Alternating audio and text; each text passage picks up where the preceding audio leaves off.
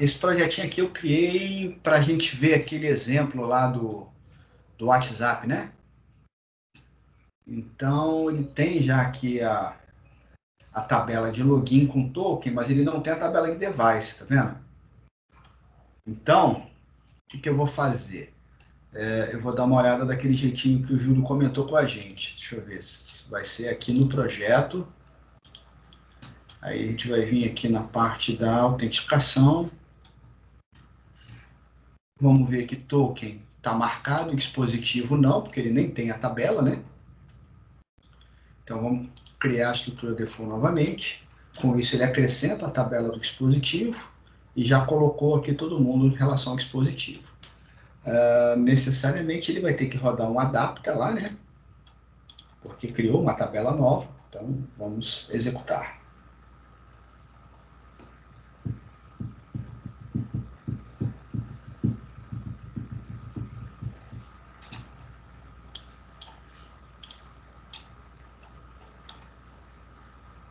É. Oi? Você não teria que marcar o login com token lá no PWA também, não? Tem sim. É que na realidade eu só fiz acrescentar a tabela Ah, e tá. fazer o apontamento, né? Então, nesse momento aqui, ele ainda vai somente tentar rodar o adapter, criar a tabela, né? Correto. Depois ele vai seguir. Bora ver aqui aos poucos, como diria Jack. O adapter está selecionado.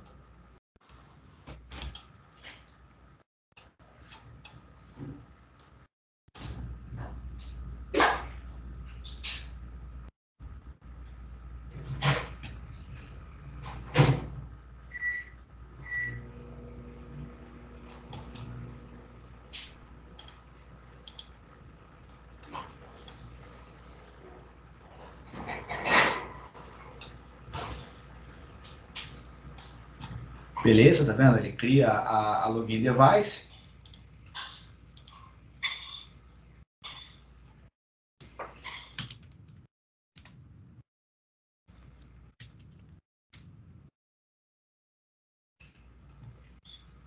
Logou, né? Deixa eu tentar ver se eu consigo saber. Eu não esqueci de ver qual é o banco. O sistema default mesmo. Vou pegar esse banco aqui.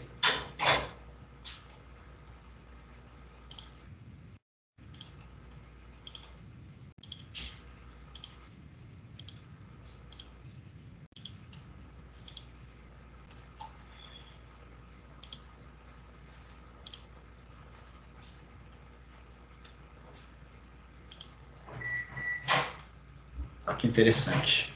Cadê o device? Exemplo envio WhatsApp, tá vendo? Preste atenção no serviço. Isso que dá. Agora ele tem aqui, ó, o device, tá vendo? Deve estar vazia, porque a gente não marcou nada, né? Então, correto, ó, tá vazia ainda, beleza.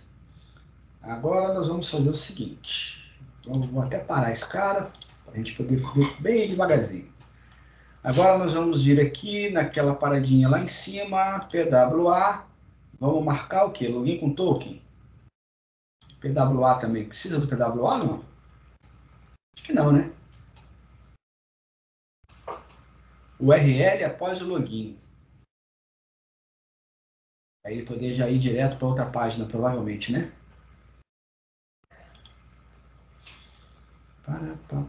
Deve ser essa.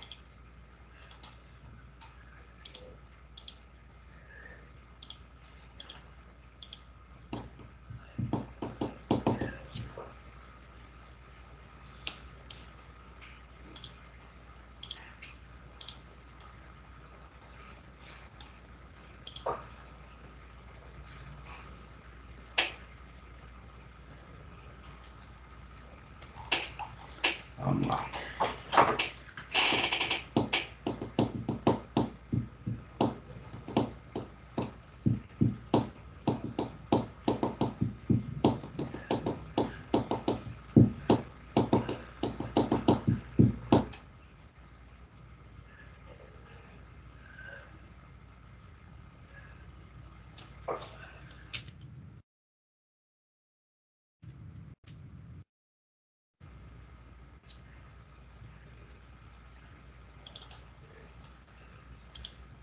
Logou, registrou, correto? Agora,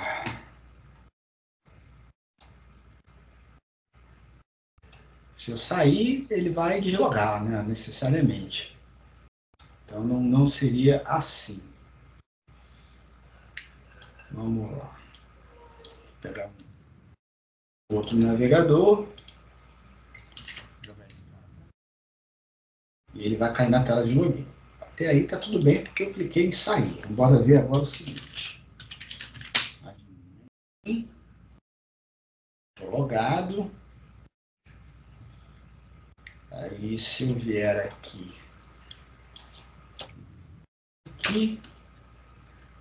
continua a mesma coisa.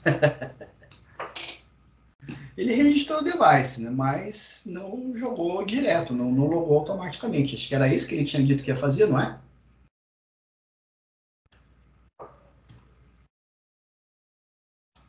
Você lembra, Paulo?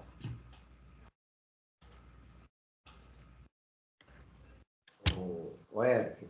Oi. Mas, no caso, o login com token não funcionaria, né? Não seria só com aparelho móvel, não? No computador também teria que funcionar normal. Sim. Ele registrou o ID, né? Você vê aqui que ele pegou o device registration, né? Pegou qual é o tipo de device, não sei se aqui deve ser uma tabela interna que ele está trabalhando. E aqui ele pegou o token de cada um deles, tá vendo? Pegou dois tokens. Por quê? Porque são dois navegadores diferentes. Então, pelo menos aparentemente eles estão pegando e está colocando uma data de expiração de 1 ano depois, de 100 anos depois. Tá vendo? Eu acho que o erro que eu estava tendo é porque eu não estava colocando qual que é a página que ele iria logo depois do login com token. Pode Deve ser. ser esse o erro que eu Ele solicitou aqui, tá vendo? Eu deixei marcado só login com token, ele solicitou, eu joguei para cá. Então, dá uma conferida nessa propriedade aí também. Certo. Mas eu estou na dúvida de qual seria o comportamento esperado na hora de fazer esse login.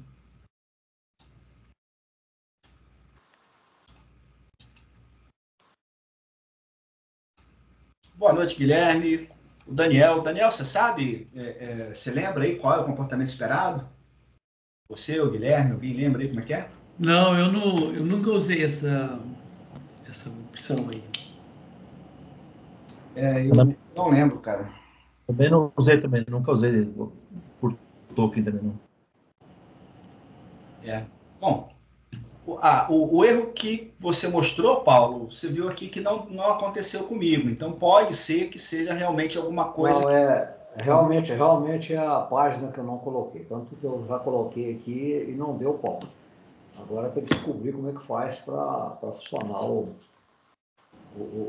login com token realmente, né? Para ele logar e não precisar de novo login. Tá, mas então já que aquele erro você já conseguiu superar. Já, você não passou então agora precisa identificar, relembrar como é que é isso. Eu vou fazer o seguinte, eu vou parar o compartilhamento aqui, vou dar uma pesquisada, que tem um projeto antigo de um cliente que eu fiz um tempo atrás, que eu acho que eu usei isso aí. Deixa eu ver se eu consigo localizar ele aqui e ver se realmente tem ou não tem isso daí, tá? Eu tentei localizar que eu tinha visto alguma coisa para trás aí e não achei mais nada agora. Se achar até disponibilizar aí seria bom. Esse que eu fiz é de um cliente, então eu não vou poder disponibilizar, mas se a gente conseguir criar um exemplo aqui isolado, já vai servir, né? Claro, sim. Deixa eu ver se eu consigo localizar aqui alguma coisa. Ok, então, obrigado.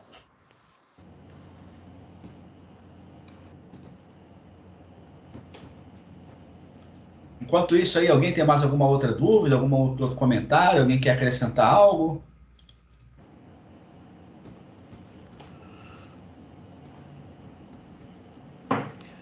Não, dúvida nenhuma. Eu só vi que vocês têm algumas coisas que não aparecem para mim. Aí eu fui ver com o Dirceu por causa do meu contrato, né? O meu é o basicão lá, que não tem aquele negócio de você gerar a aplicação, gerar a tela rapidinho e tal. Nem tanto, porque tem camarada que está estudando, né? Começou a estudar agora recente, e ele está com uma licença de estudante. É uma licença que é limitadona, bem mais limitada do que a sua, eu acho. Não, mas a minha é limitada, mas dá para fazer muita coisa. Ah, então, dele Quando eu crescer mais, aí eu vou ter que aumentar também. claro, claro. Deixa eu dar uma olhada aqui se tem um código que eu tô achando que tem nesse projeto aqui. Pera aí, galera.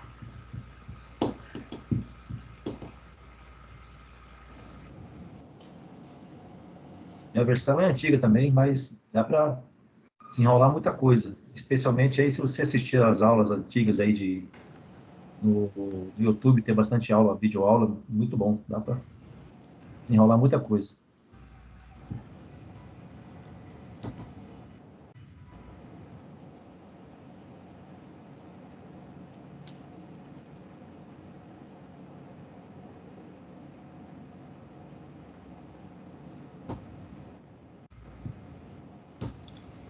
Pessoal, eu encontrei um código antigão aqui que não tem nada a ver com isso aí, tá?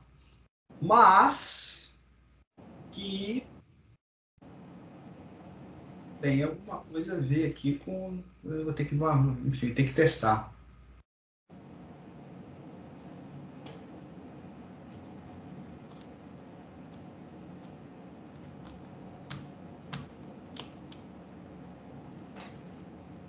Não é esse caso, não, é um outro caso.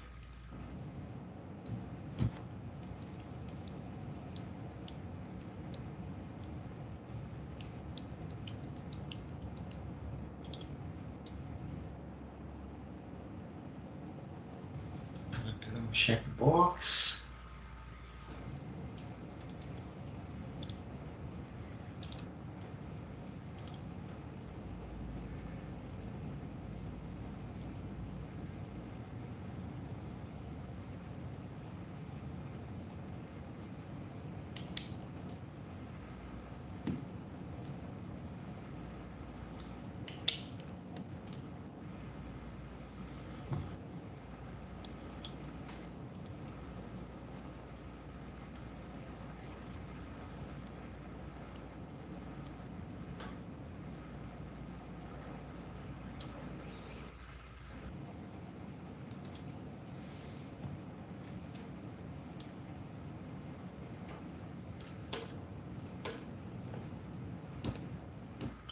Vou ter que pesquisar mais, pessoal. Esse que eu tinha feito aqui na época, ele é parecido, mas não é com esses, não são com esses recursos aí, não.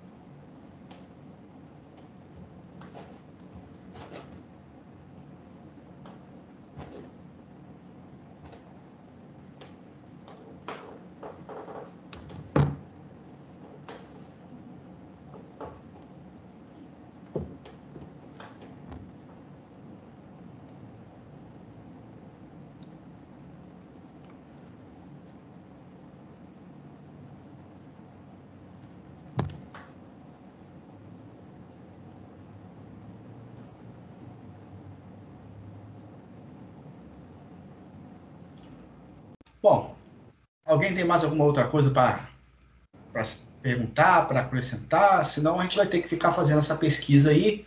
E aí eu recomendo que a gente apresente semana que vem. Essa semana tinha ficado de ter 2 apresentações, né? Mas nenhum dos 2 apareceu até agora. Não, eu tô aqui. Eu ia falar sobre o Power BI, né? Ah, é verdade. Então, É verdade, Daniel. será que vai chegar mais gente? Isso aqui ou é Cara, só nós? pelo menos fica gravado, né, Daniel? É, Vale fica a pena. gravado. Sem problema. Posso apresentar? Com certeza, meu amigo. Estou ansioso. Então, Eu não sei quantos de vocês aí conhecem o Power BI, né? Essa ferramenta da Microsoft, né? E eu estava usando para fazer dashboard no meu sistema o próprio gráfico que é disponível pelo G20 lá, aqueles gráficos de barra, de pizza. Então eu criei uma paginazinha chamava dashboard, para o meu cliente poder ver lá os gráficos que interessavam para ele, né? Mas eu achava aquilo lá muito limitado, muito fraquinho, né? E aí eu conheci o Power BI e eu fui atrás, né, fazer um curso, fiz um curso de Power BI completo, aprendi a ferramenta. E o que acontece com o Power BI? Ele é uma ferramenta da Microsoft que tem a parte gratuita e tem a parte paga, né? Qual que é a diferença? No gratuito, você vai pegar o seu projeto, usar na sua máquina de graça, você vai desenvolver lá o seu projeto, pode pegar o seu notebook e apresentar numa reunião o resultado do seu projeto, etc. E se você quiser publicar, né, deixar disponível o resultado dele na web, porque aí é onde me interessava, quando ele é gratuito, ele fica como se fosse público, né? É um link que, se alguém pegar o link, vai acessar o gráfico lá, né? Não tem como você esconder isso aí, né? Teria se você pegasse a parte, o Power BI pago. Bom, como eu ainda estou analisando, estou conhecendo a ferramenta, vai chegar uma hora que eu vou ter que pagar para poder deixar as informações mais restritas, né? Por enquanto, eu estou usando do jeito que a Microsoft fornece, né? Então, antes de mostrar aí o resultado com o G20, né? Vou compartilhar a tela aqui e mostrar para vocês o Power BI, né? O Power BI é isso aqui, ó. Ele tem o projeto, né? Quando você cria um projeto em Power BI, você tem duas partes, né? Você tem a parte gráfica, onde você vai montar o teu relatório, né? Que eles chamam, e tem a parte que são os dados, né? Onde que ele vai buscar essas informações, né?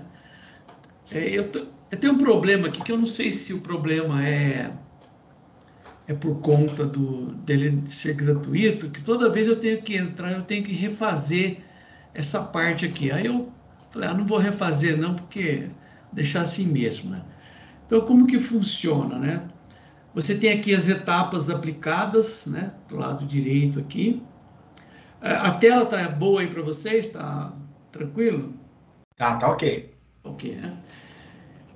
Então, o que é essa? Aqui seria o seguinte, ó, a fonte, ele vai puxar as informações para dentro do Power BI. Essa fonte pode ser uma planilha Excel, um banco de dados Microsoft, um SQL, um Postgre, onde tiver a sua informação, e pode ter vários, você pode ter várias fontes de dados, né? Então, pode ser uma planilha, pode ser um arquivo CSV, pode ser o que tiver, ele vai atrás. Ele tem vários drives aqui que pega a sua informação. No meu caso aqui, a minha fonte é um banco de dados que eu tenho lá na SSI, né? Eu tenho um banco de dados lá, eu crio o meu select, né? Eu crio o meu select, então eu faço assim, ó, eu faço o comandinho select, isso aqui é tudo do Power BI, né? É a instrução dele, né? É como o Power BI trabalha, né? Aí você monta lá o seu select do jeito que você quer, fazendo inner join, papapá, left join. Então ele vai lá, busca as informações, aí você pode tratar essa informação. Por exemplo, chegou uma coluna que eu quero eliminar os campos nulos. Então você manda eliminar os campos nulos, manda eliminar a linha que não interessa, transforma. Chegou minúsculo, quero transformar tudo para maiúsculo, para dar uma ajeitada na informação. para ficar fácil dele trabalhar, né? De você colocar isso no gráfico, né? Então ele pega a sua fonte de dados, traz lá o que você tiver, monta aqui nessa parte, né? E você pode, depois que são comandos, né? Traz os dados, aí ele muda lá transforma uma coluna, né? Um total, né? Tipo de maiúsculo, ele muda para maiúsculo, uma coluna, divide coluna por delimitador, tipo alterado, faz uma outra alteração, e no final eu tenho a minha planilha, né? Eu tenho minha planilha, que ele deveria mostrar minha planilha nessa área, mas como deu erro aqui, eu não quis arrumar, né? Não sei por que toda hora que eu vou entrar acontece isso, né? Depois que você preparou os dados, aí o que você faz? Você vem aqui para a parte do relatório e monta o seu relatório. Então você vai puxando os controles aqui, né? Aqui do lado você vai ter, por exemplo, eu tenho um SQL aqui que puxa dados do caixa. Tem um outro aqui que puxa fonte de dados do laboratório. Tem aqui que é um outro select, faz select nas ordens de serviço. Aqui ele traz um outro select da parte de vendas. Então eu fiz vários selects, né, do caixa e tal, trazendo as informações. Eu tenho uma coluna de atendente, qual é o caixa que ela estava, qual a condição de pagamento, que dia que ocorreu isso daí. Ele faz uma somatória de descontos, pega aqui a forma de pagamento, faz uma somatória da coluna de valores lá para ter o líquido, mostra uma coluna qual loja que estava esse atendente, esse caixa, faz uma somatória das saídas, coloca qual é o tipo de pagamento que é esse, e também tem uma coluna de total, né? Isso nessa tabela aqui de caixa, nesse select. Aí no caixa, no select do laboratório, também tem suas colunas, né? E aí você vai pegando e arrastando as colunas para o lado de cá. Então eu criei um lugarzinho aqui onde eu tenho a loja. O que é esse? O que tem aqui nessa loja? Aqui tem um controle que eu peguei essa coluna loja aqui, né? Então quando o cliente clicar aqui, vai aparecer todas as lojas, né? São duas lojas, Smart e TechSun, né? Que ele pode filtrar, né? Aqui no caixa, né? Ele pode selecionar, quero caixa A, caixa C, caixa D, né? E assim por diante. Então, aqui os atendentes, né? Aqui o tipo, se é serviço, se é venda. Aqui quando foi que ocorreu, por data, né? Então, essa tela aqui vai aparecer lá no meu dashboard, né? Por enquanto aqui eu estou no meu projeto, eu não publiquei isso aqui ainda, tá? Então aqui ele foi lá, fez o select no banco e mostrou aqui os totais. Aqui embaixo eu tenho um gráfico, né, por hierarquia, onde ele tem aqui, né? O que eu tenho aqui? Eu tenho 387 mil total, tenho aqui dos descontos, meu valor líquido, né? 384 mil. Então aqui eu começo com o valor líquido. Se eu clicar no maisinho, ele fala assim, bom, e agora, você quer ver esse líquido por loja, por caixa, por atendente, como que você quer ver isso aí? Vou falar, quero ver por loja. Aí ele vai me abrir as lojas. Ó, a Smart Sun teve 263, a TechSun teve 20 mil. Tá bom, dentro da Smart Sun eu quero ver por atendente. Aí vai abrir lá os atendentes, o que cada um fez, né? Então eu pego essa Vera aqui, né? E vou ver, bom, a Vera fez o quê, né? Qual foi a forma de pagamento que ela recebeu? Ah, tá. Em cartão de crédito foi isso, em dinheiro foi isso, no Pix foi isso, e assim por diante. Ah, quero ver aqui o crédito, por condição de pagamento. Então, à vista foi isso e 2 vezes foi isso, né? E aqui eu posso ver por caixa, né? Então ele vai montando. Ah, eu quero ver então agora esse aqui.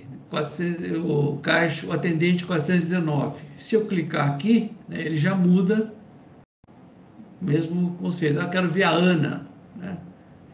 Se eu fechar a forma de pagamento aqui, né, posso fechar aqui, ele já organiza aqui e vai fazendo tudo. Eu posso filtrar aqui em cima, né? Se eu quiser filtrar, por exemplo, só o ano de 2024, eu clico aqui em 2024, aí ele já mudou, né?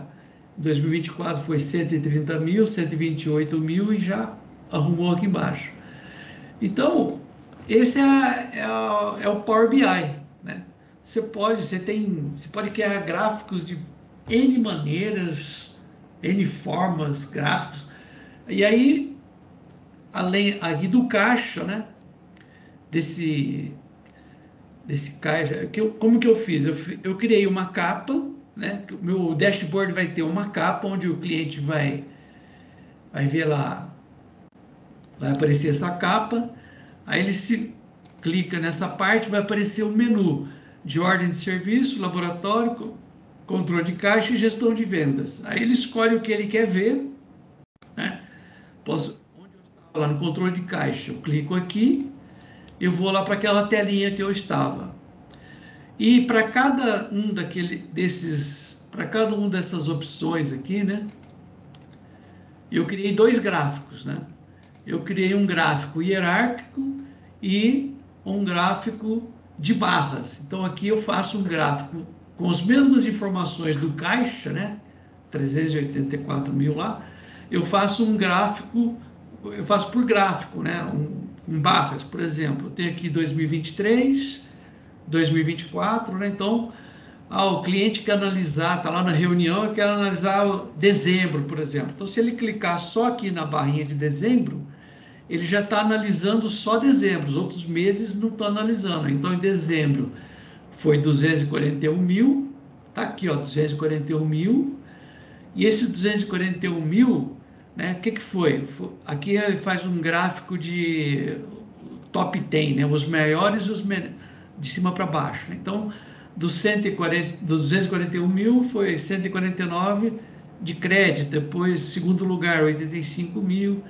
Aqui ele mostra, aqui é a condição de pagamento, aqui é a forma de pagamento. Né?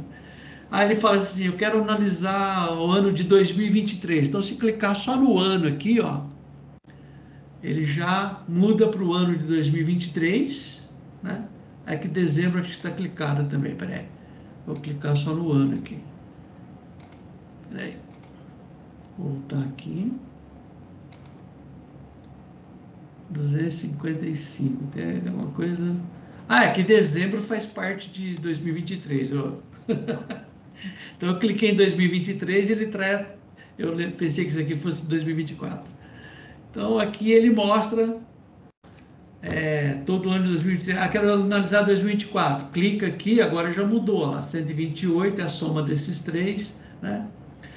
Então, e aqui ele pode também selecionar por atendente. Eu quero analisar só o Daniel aqui. Então, clicou aqui no Daniel. Ó, o Daniel fez isso. Isso aqui é a produção, é o Daniel. Fez R$300, né? É isso aqui.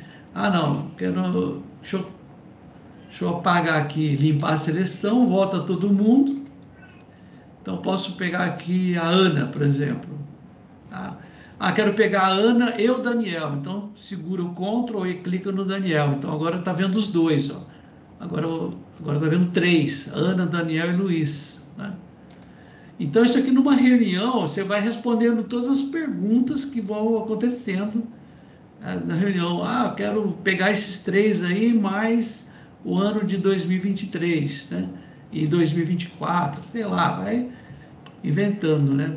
Quero ver só serviço, aí só serviço. Não, quero ver venda, só venda. Né? Serviço é só mão de obra, que venda é produtos. Né?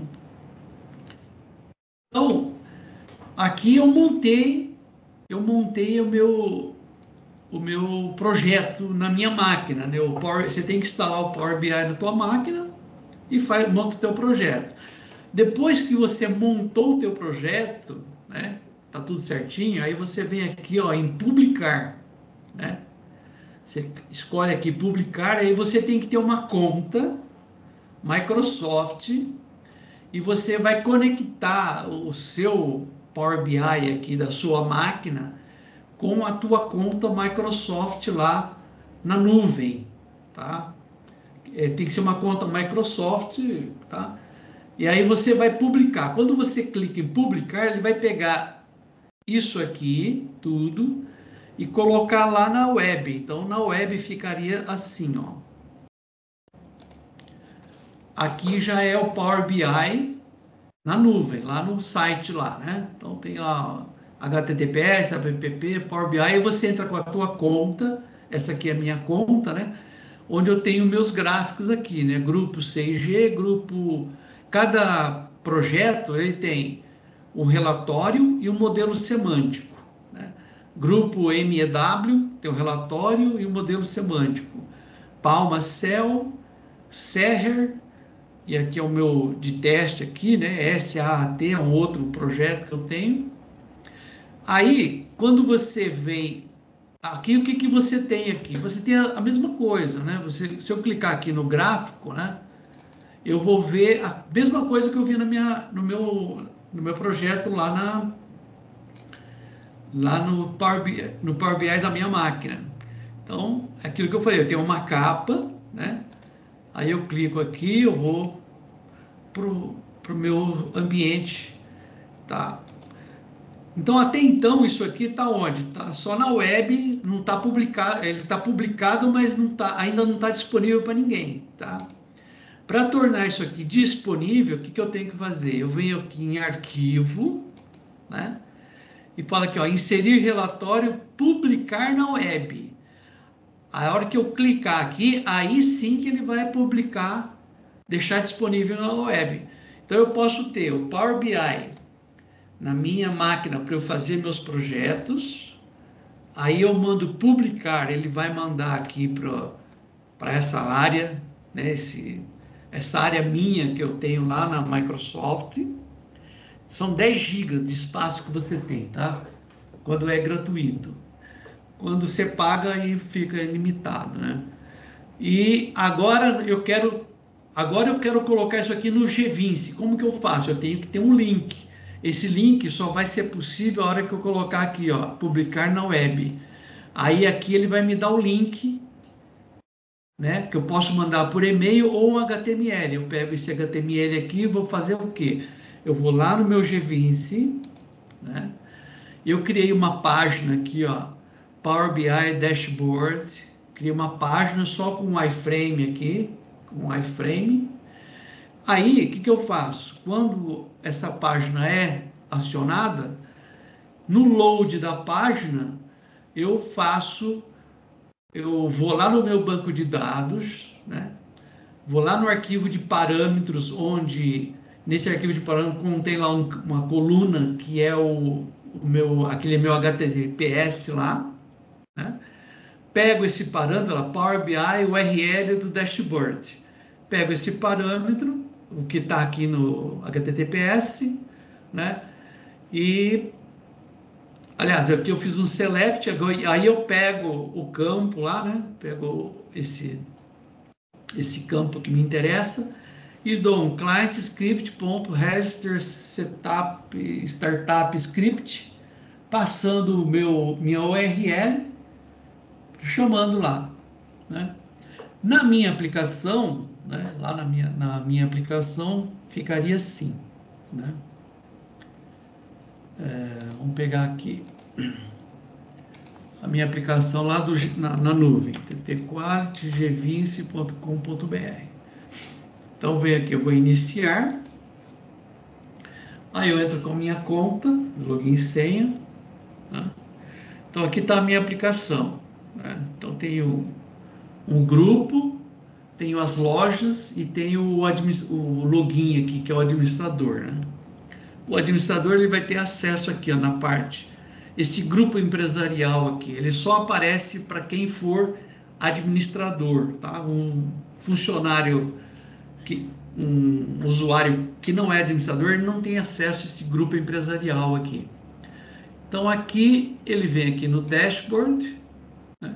Aí o Power BI entra em ação e carrega aqui.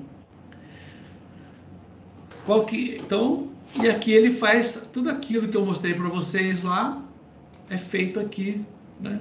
Ele vem e faz toda a sua análise das informações aí, né? Vem para frente aqui, vem outro gráfico, né? Que mostra em outra opção. Posso analisar por técnico, né? Então, mostra aí o que cada produção dos técnicos, se está na garantia ou fora de garantia, tipo, só quero mão de obra, e aí você vai, só quero verificar essa loja aqui, papapá, né?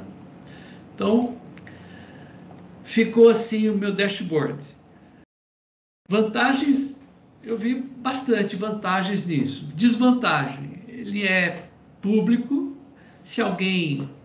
se o cara deixar essa tela aberta aqui, o cara for inspecionar o código, ele vai encontrar o HTTP lá, o link. Só assim que ele tem acesso à página. Então, ou o cara passa o link para alguém, ou alguém pega o link aqui nessa página. Mas, né, essa é a única desvantagem. Por enquanto, está assim. Na parte do GVIS ficou muito simples, né? Bem simples, que é só esse código aqui para carregar a página, né?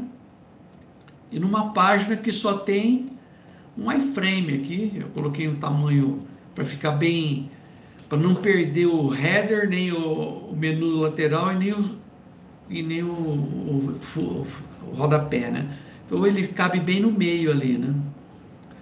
Se o usuário tiver dificuldade, tiver um monitor diferente, ficou muito grande no meu monitor. Então, como ele está na web aqui, é só dar um Ctrl menos, né? Ele diminui, um Ctrl mais aumenta, né?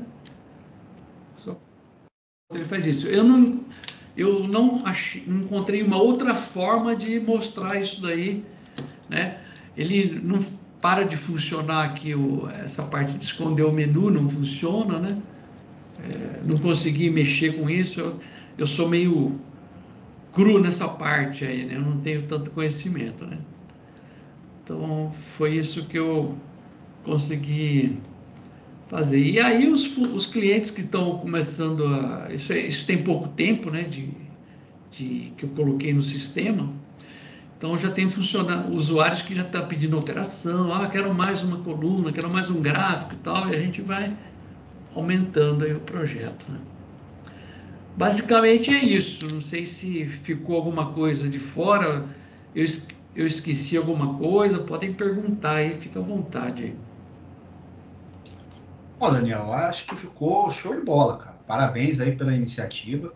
Eu já conheço, né, o RDA, já utilizo também, mas a questão de fragilidade, ou seja, a restrição, né, é exatamente a questão de ser aberto, né, de ser uma URL pública.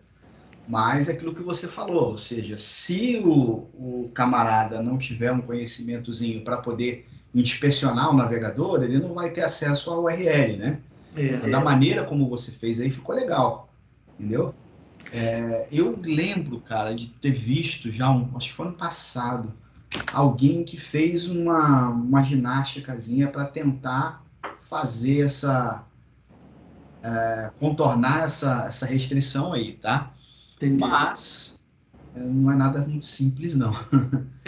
Então, dessa forma aí tá mais fácil. O que eu fiz, assim, o que eu fiz foi fazer o seguinte: no meu projeto não aparece logotipo de cliente, só aparece o meu logotipo aqui. Sim. Porque o meu sistema, ele é usado tem várias empresas que usam a mesma coisa aqui, tá? Eu tenho um sistema é o mesmo. Entendi. É um projeto onde você vai fazer um uso empresa, né? Exatamente. Então eu coloquei aqui SSAN, que é a minha marca. Então, se o cara entrar aqui, ele vai ver a ordem de serviço, mas não vai saber quem é. Se ele chegar na loja aqui, também não vai saber direito, né? Porque não vai ter esse logotipo, essa parte de cima aqui não vai ter, ele só vai ter acesso a isso. Certo. Então, foi a forma que eu falei assim, vou deixar os dados lá, o cara vai ver, laboratório 17, o que é isso? Não vai saber o que é isso, né? Antônio, Daniel, vai ter só nome assim, né? Rebimboca da parafusadeira. Então, eu fiz assim para também não ficar muito exposto, né? Entendi. Se alguém roubar, não aparecer tanto. Lá no Power BI, a URL também, ela também não é. Deixa eu copiar aqui. A URL é bem chatinha também. Deixa eu ver. É esse aqui, ó, HTTPS aqui, ó. Deixa eu colocar aqui no texto aqui.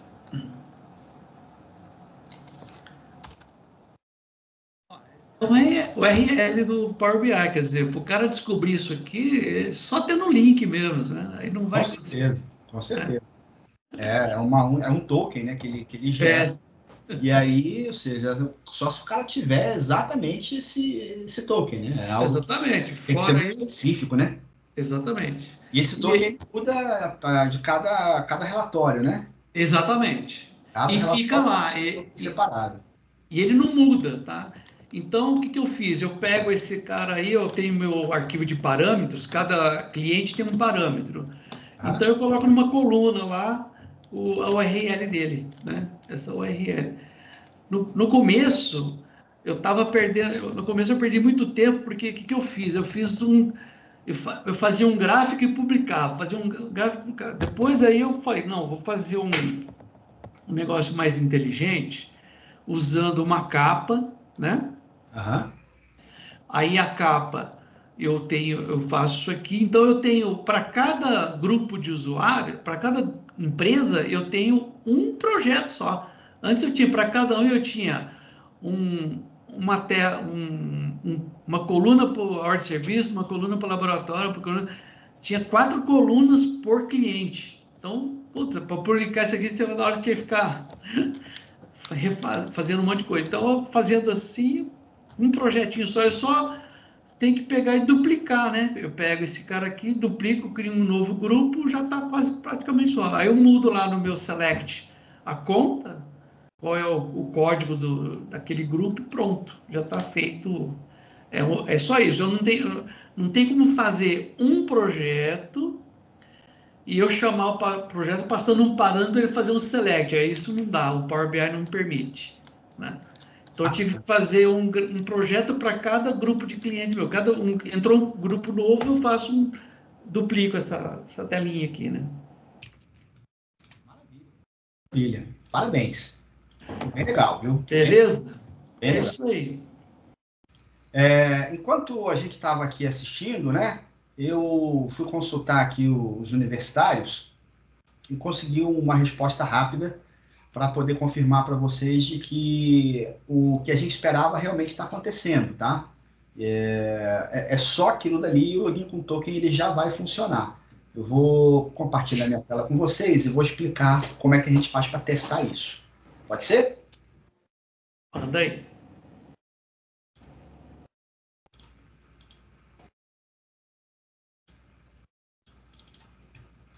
Bom, aqui, ó, vocês vão ver que eu estou na localhost 27535, a porta automática que ele criou, tá ok?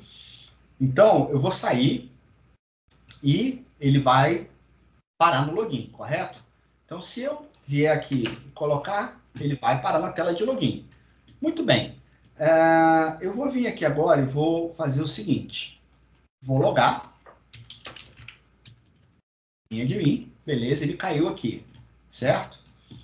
Vou fechar a sessão, vou fechar o navegador, tá? Ele derrubou, beleza? Quando eu retorno, ele já vai retornar direto. Por quê? Porque ele já bateu na tela de login, já identificou que eu tenho o token desse dispositivo, esse dispositivo é autorizado, né? E ele imediatamente já veio para cá, ok?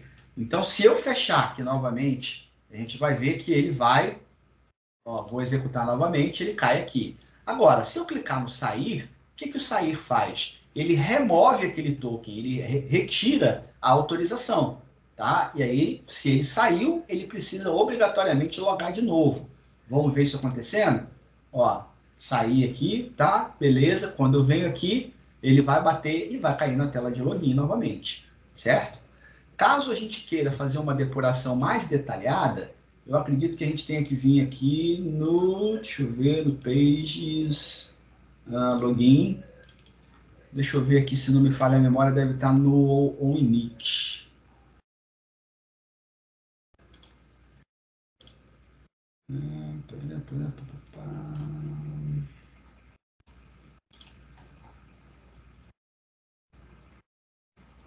Aqui, ó. Ele já vai verificar no login, tá vendo? Ele vai pegar o URL, vai verificar e vai fazer aqui, ó. Login, parará, papapá. E aí ele verifica isso aí, certo? Então ele já vai identificar se o camarada tem aquele token ou não tem aquele token. Essa foi a orientação que eu recebi e a princípio, tá? É o que está funcionando. Se a gente vier aqui no 25735, ele bateu lá, viu que ele estava deslogado, né? E pá, pediu novamente a senha.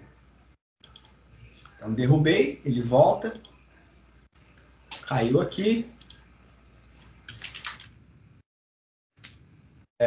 Opa, deu erro aqui de alguma coisa.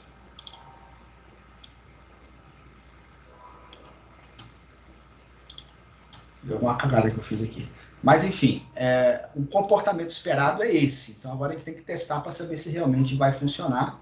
Inclusive, eu vou fazer isso já em produção e vou ver se eu consigo já subir essa atualização para poder testar isso em produção também daqui a pouco. Beleza? Então, será que a minha versão tem essa facilidade aí de fazer o login por dispositivo? Compartilha a sua tela aí que a gente pode conferir. Deixa eu pegar aqui, peraí. Compartilhar. Tava dando uma olhada aqui. É aqui? Dispositivo? Bom, primeiro você vai lá em... Não, não tem. Não tem, né? Não, tem a parte do PWA, ele fica em cima desse daí. Deixa eu mostrar a minha tela, que aí Eu você vai ver como é que tá. Você já tinha visto, né? tinha visto. Ah, então tá. Então, inclusive o PWA é para você O colocar seu, em. o seu ele começa na informações para autenticação, né? É, Eu vou botar isso. aqui para você como é que tá o meu, ó. Aí, ó. Dá uma olhada aí no meu como é que tá. Você não compartilhou? Não, eu mandei no chat aí, só a tela. Ah, tá. Separadinho. Sim. Você tem o Então, PWA, o Web Notification e o login com token. Entendeu? é, E aí também tem o GTM e o WebView ali para mobile que está desatualizado, né? uhum, é.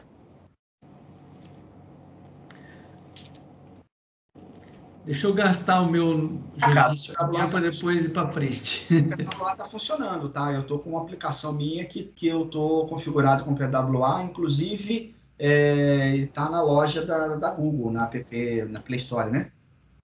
Então, Show. só que não foi feito com essa geração mobile aí, não.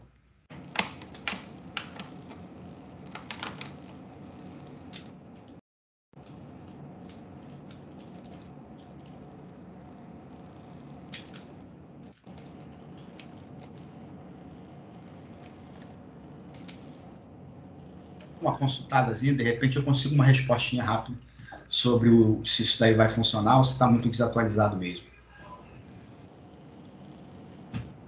Beleza? Beleza.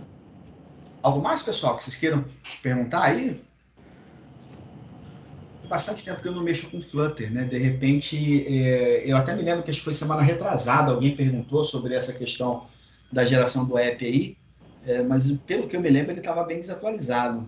E aí pode dar um monte de problemas, né?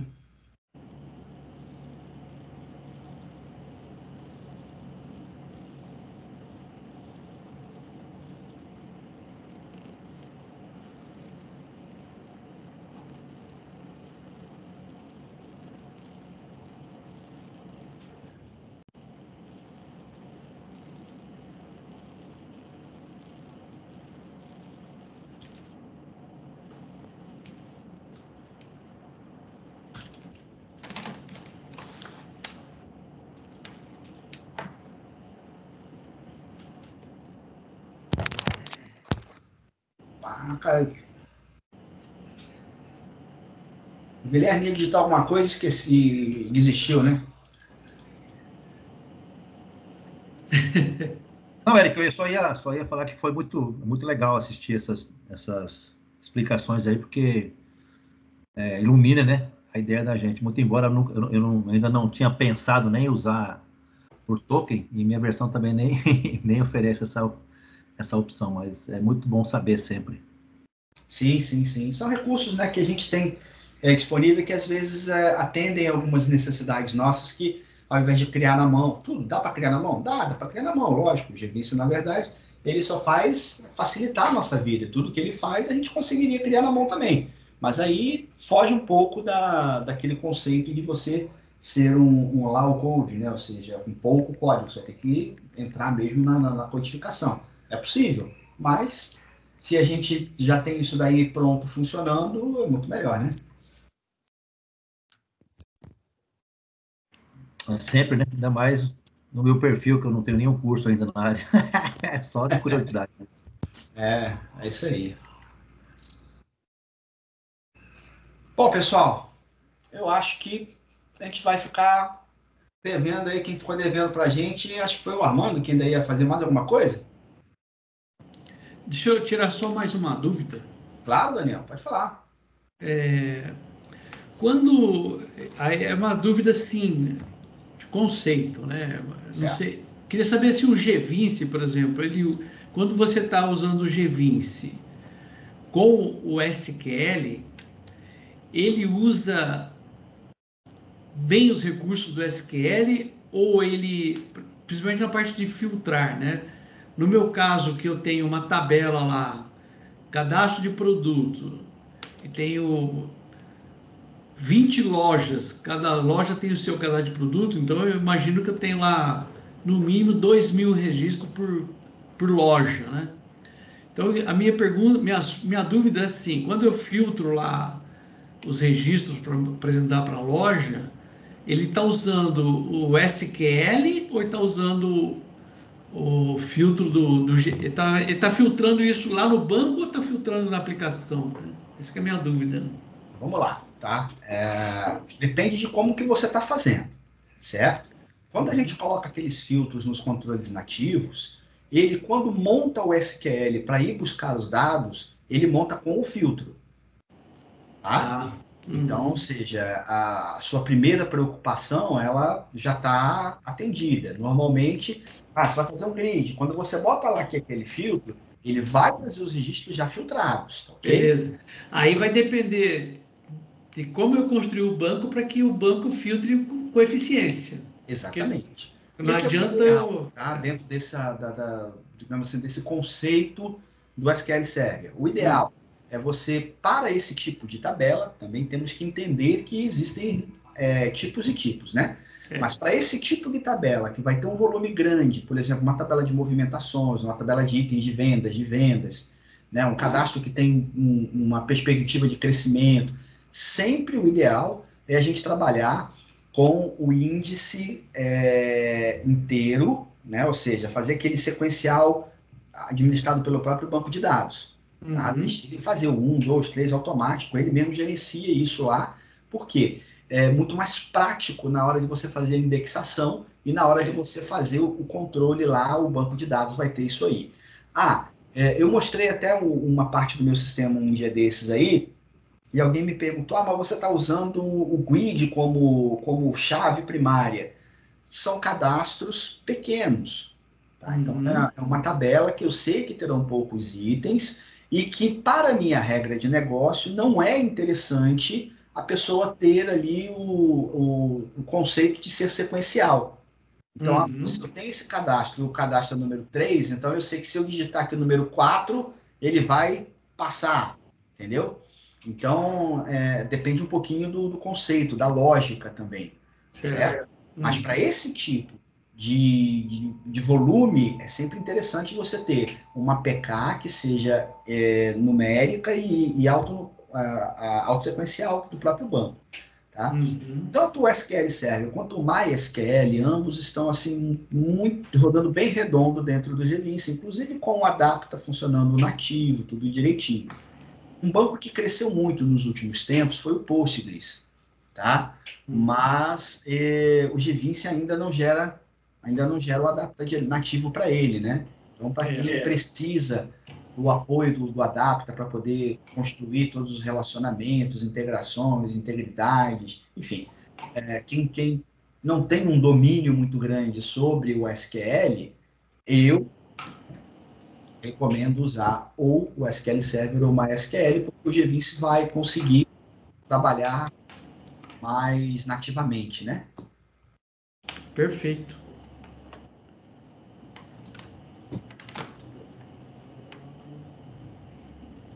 E ele trabalha melhor quando o campo é numérico do que quando o campo é char, é isso? Com certeza. Trabalha mais rápido, né? Porque pensa no seguinte, na hora que ele vai fazer uma indexação, ele vai fazer uma busca, né? Ele vai fazer uma busca sequencial, né? 1, 2, 3, ele pula para lá e vai embora. Quando a gente trata de caracteres, ele tem que testar caractere por caractere. Entendeu? Então, se bem que vamos combinar que hoje em dia a capacidade desses gerenciadores de banco de dados é imensa, né, cara? Então, a diferença é muito pequena. Uhum. É verdade. Dependendo do volume, nem o GVince, o caractere para o GVince não é caractere, é varchar, né? Então, qualquer campo que você cria lá, mesmo com 1 byte, é varchar que ele cria, ele não cria char. Sim, exatamente. Tá certo. Tá bom. Uma preocupação a menos. Agora, uma coisa que, por exemplo, eu gosto de fazer, aí já é questão de preferências, né? Por exemplo, quando a gente tem um grid ou, sei lá, uma tabela também, né? Onde você vai trabalhar com esses dados muito grandes, né? Você sabe que aquela tabela é uma tabela muito volumosa e tal. Dentro do GVince, você pode selecionar quais são os campos que você vai utilizar naquela consulta. Tá? Então, ao invés de você utilizar um select asterisco, que é uma coisa assim abominada pelos DBAs da vida, né? Ou seja, qualquer profissional da área de banco de dados, eles sempre recomendam que a gente nunca deve utilizar um select asterisco numa tabela. Isso. Mas isso acontece por padrão no GVince quando a gente mantém aqueles campos lá todos selecionados. Então ele vai fazer o quê? Ele vai pegar um select asterisco. Então, uma coisa que eu já recomendo para volume, ou seja, para sistemas que a gente sabe que já vai ter um volume maior, é você selecionar somente os campos que você vai utilizar naquele módulo. Então, é algo que vale a pena vocês ficarem atentos também. Certo. Você sabe do que eu estou falando? Sim, sim. Isso é interessante. É aquela opção lá no começo, né? Que você fala quais campos que você vai... Ele geralmente seleciona todos, né? Exatamente. Por padrão, né, o GVince ele já traz aquilo ali como sendo um select asterístico. Tá? Eu costumo a maioria das minhas grids, eu construo uma view para ela. Eu não trago direto da tabela, porque às vezes tem o campo lá que é chave estrangeira e eu preciso da descrição de um campo. E se eu trago pela grid lá fazendo o campo, ele não deixa você filtrar, não deixa pesquisar aquele campo quando ele é de outra tabela. Então eu construo uma grid. É uma boa prática, tá? Porque existe uma alternativa que era mais que eu utilizava antigamente também, que é você ficar colocando combo box na grid. Então, ou seja, você usa a tabela e quando você tem uma chave estrangeira, você vai e bota uma combo box para apresentar o dado que você quer, o nome. Isso. Só que isso fica mais custoso para a grid. Então, a consulta ela fica uma consulta mais demorada, mais pesada. Isso também é uma boa prática que você está fazendo. Sempre criar views. E aí tem uma outra questão também que é interessante, tá? Se essa view você não for utilizar para mais nada no sistema, se ela for exclusivamente para a grid ou exclusivamente para um relatório, ou repeater, enfim. Se for uma view que você só vai utilizar em um lugar, você não precisa deixar marcado para ela criar no banco de dados. Tá? Entendi. Se você deixar ela sempre marcada lá no banco de dados, o que o gerenciador vai ficar fazendo? Ele vai ficar o tempo todo atualizando todas aquelas tabelas, todas aquelas views, todos aqueles índices. Né? E nem sempre você vai precisar daquilo. Então, às vezes, eu só vou usar isso aqui quando o cara quiser fazer uma consulta. E aí, se você deixar desmarcado, quando o cara abrir aquele módulo, ele for fazer aquele grid, aí, ao invés dele fazer um select view, ele vai lá e já manda o select montadinho que você fez. Entendi. Tá? Esse eu não usei ainda. Vou pensar nisso aí também. É porque, às vezes, antigamente eu fazia isso direto, tá? Eu criava dezenas, centenas de views. Então, o sistema ficava um porrilhão de view. Só que, para o gerenciador de banco de dados, ele não sabe quem está sendo usado e quem não está sendo usado. O que ele vai fazer é ficar o tempo todo atualizando aquelas informações, mantendo todo mundo atualizado, né? E aí você acaba criando um custo para o gerenciador de banco de dados desnecessário. Exatamente. Tem esse detalhe aí também que vale a pena vocês analisarem. Eu tenho utilizado agora com bastante frequência, está funcionando direitinho, tá? Tanto para grid quanto para relatório do Telerik, né? Às vezes eu faço Mas, por exemplo, no caso da view, que eu monto lá minhas colunas, inner join, faço o que eu quero lá. Lá no G20, quando eu vou montar a grid, eu faço um filtro. Esse filtro, ele manda também para o banco antes de executar a view. Com certeza. Ah, tá. Ele já porque ele não deixa eu criar um filtro lá na view, né? Deixa. Não, deixa. É que o meu filtro ele fixo. É que o meu filtro eu dependo do usuário que está logado. Então não é, aí ele não é um filtro fixo, ele é um filtro variável. Exatamente, uma variável. Depende de alguma outra coisa. Aí você precisa, na hora que você vai montar o módulo, ou seja, quando você vai renderizar a página, você manda para o SQL com o filtro. Mas isso vai sem o filtro. Isso. Mas esse filtro que eu pode também, tá? O relatório vai ser da mesma forma. Você vai criar a view lá sem o filtro, teoricamente, né? E aí, quando você for subir o relatório, quando ele for renderizar o relatório, ele vai montar a view com aquilo que ele já pegou lá do banco de dados, entre aspas, né? Que aquilo você já criou, mais o filtro. Ele acrescenta... O filtro que eu estou passando ali no filter, né? Tá isso, certo. Exatamente. Isso aí. Beleza. Então, Tamo junto aí. Então tá tudo certo. Essa parte. Beleza. O Nilson levantou a mão aí. Pode falar, Nilson. Seja bem-vindo. Boa noite. Boa noite. Boa noite. Rapaz, cheguei atrasado aqui. Peguei uma chuva agora na hora de vir embora do serviço. Me atrapalhou barbaridades. Cheguei muito atrasado. Bastante. Choveu aí. Eu tô aqui em São Paulo, Zona Leste. Ah, tá certo. Aqui só trabalhar em home office, Nilson. Mas no momento eu tô meio físico ainda, né? Aliás, falar de home office lá na empresa é a mesma coisa que xingar a mãe, viu? É bem por aí mesmo. A gente estava conversando esses tempos atrás exatamente por isso, né? Eu já estou um tempinho lá na empresa, mas de certa forma é bem por aí mesmo. Você falou home office, não. Você xinga a minha mãe, mas você não fala isso aqui na empresa. Eu tô aqui no escritório, a hora que eu apagar a luz, ando 10 passos, tô na minha cozinha já. Olha só que maravilha. Então, e eu não consegui, eu vi assim o que vocês estavam falando, mas eu infelizmente não pude acompanhar, mas eu vou ver na aula posterior, né? Quando o vídeo estiver disponível, vou dar uma olhadinha nele e dar uma apreciadinha aí. Certo. Você tem alguma dúvida, alguma coisa que você esteja precisando esclarecer? Então, na verdade é o seguinte, Eric. Primeiro falar uma coisa, ó, eu nunca te vi, mas conheço sua voz, hein? Você já fez instalação do Fader. Já. Correto? Correto. Eu falei, eu conheço... Não seja por isso, agora você está me vendo, olha aí. Tudo bem?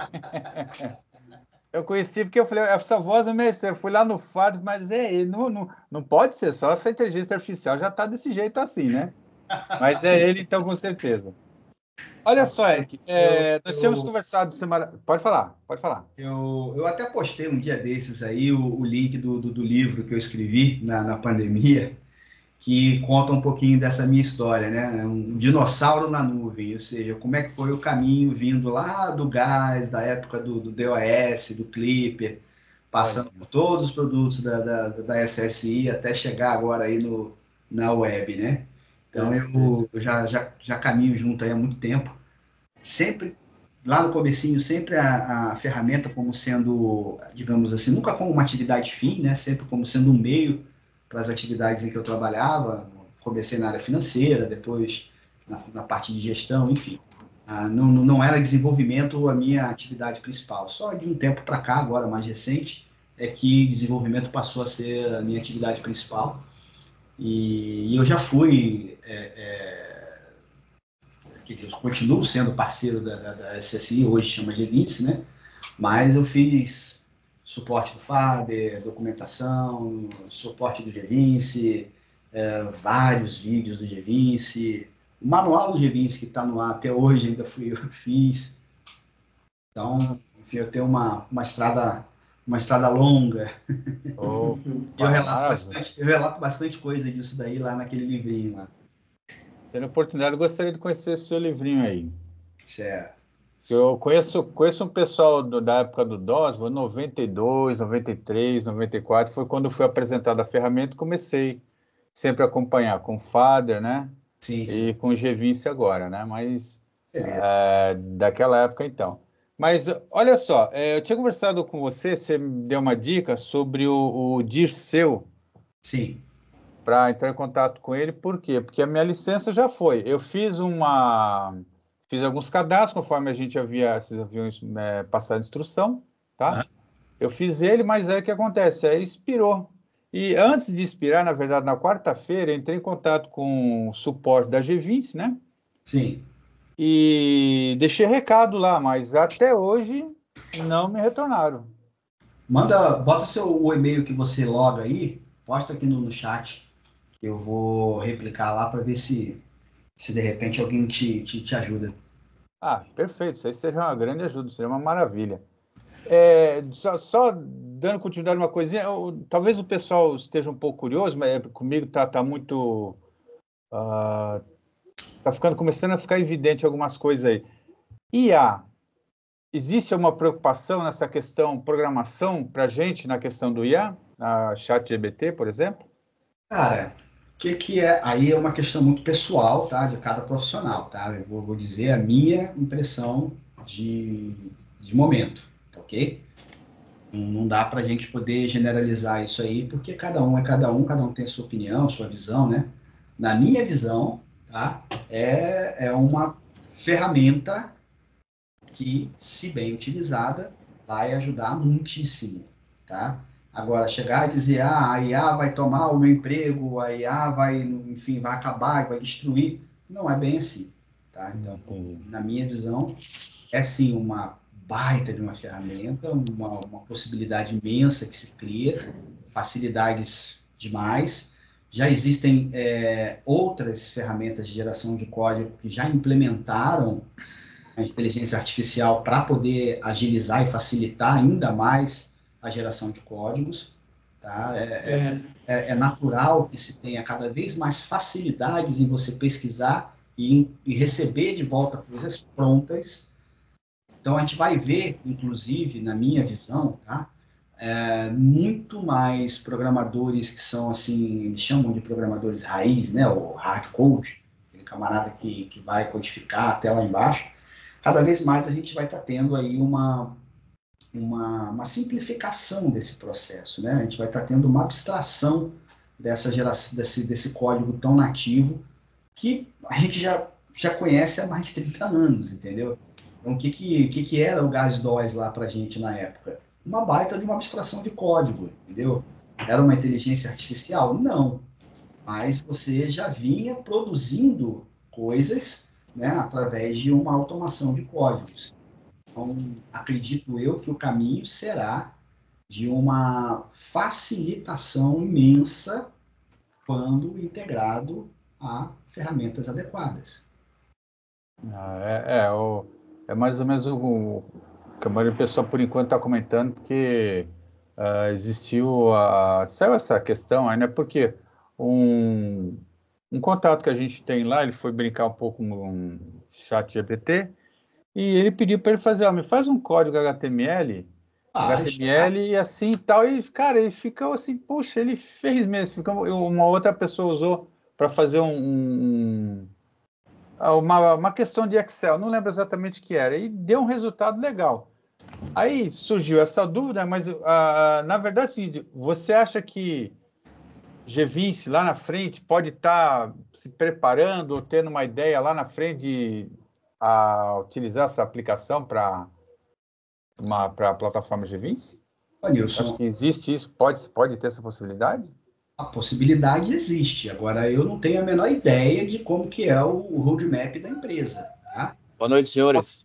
Boa noite. O que eu posso te afirmar é que já existem ferramentas concorrentes com isso implantado em uso.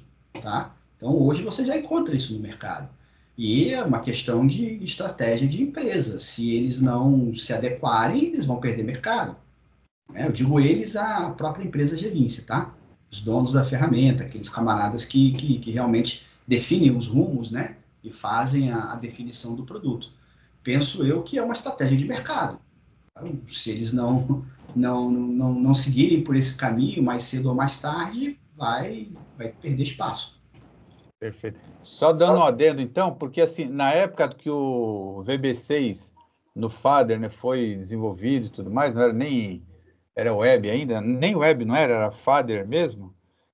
Sempre existia aquela dúvida, pô, mas e para a web? Vai ter a ferramenta? Eu lembro que vocês conversavam, faziam palestra, olha, futuramente e tal. Aí surgiu o G20, entendeu? Mas na época também era meio que uma novidade. Trabalhar com web era uma coisa assim, era pontos isolados, não era uma coisa, olha, não dá para prever agora, né? Foi uma tendência de mercado, Nilson, tá? Então, quando criou-se, na verdade, na verdade, era o Gás Web, tá? O primeiro produto. Gás Web, exatamente. Quando surgiu o Gás Web, era uma tendência de mercado, né? A gente tinha um mercado muito consolidado para desktop, o desktop reinava absoluto, mas se tinha uma crescente de demanda por sistemas web. Já era um mercado totalmente assim favorável? Não, era um investimento. Tanto que, na época, quando eu fiz a migração de carreira, foi uma aposta. Falei, bom, eu acredito que isso daí realmente vai avançar, eu vou dedicar nisso, vou estudar e agora vou focar para cá. Então, é uma mudança de rumo, tá? Mas é uma escolha de algo que você prevê lá na frente, aí você vai investir ou não. A questão da inteligência artificial, eu não acredito que seja esse mesmo paralelo, tá? Porque não é uma outra tecnologia. É uma ferramenta que vai te alavancar dentro das mesmas tecnologias. O que a gente vem discutindo há algum tempo já é que a tecnologia, ou seja, a linguagem, modelo de programação que o G20 está gerando hoje, ele já está ultrapassado. E aí, sim, a gente vem sempre aguardando que a postura da empresa seja a de gerar em uma nova linguagem, para que você não corra o risco de ficar no mercado restrito, que você começa a ficar com uma ferramenta obsoleta. Então, tem mais a ver com o que está sendo gerado do que a forma como ele vai ser gerado. Então, no meu ponto de vista, inteligência artificial é algo que vai ser inserido? Sim. Amanhã ou depois, eu acho que vai ser alguma coisa assim bem natural, é algo que vai acontecer, queira ou não queira, mas cedo ou mais tarde vai ter que acontecer. Está começando a apontar aí, né? O Daniel levantou a mão lá também, deixa eu ver qual é a dúvida. Sobre a inteligência artificial, né? O que eu consegui estudar a respeito, né? Eu fiz hoje em dia, se você for fazer programação e inteligência artificial, você tem que estudar o Python, né? Porque ele é uma base, você consegue com o Python criar um programa desses aí de inteligência artificial, tá?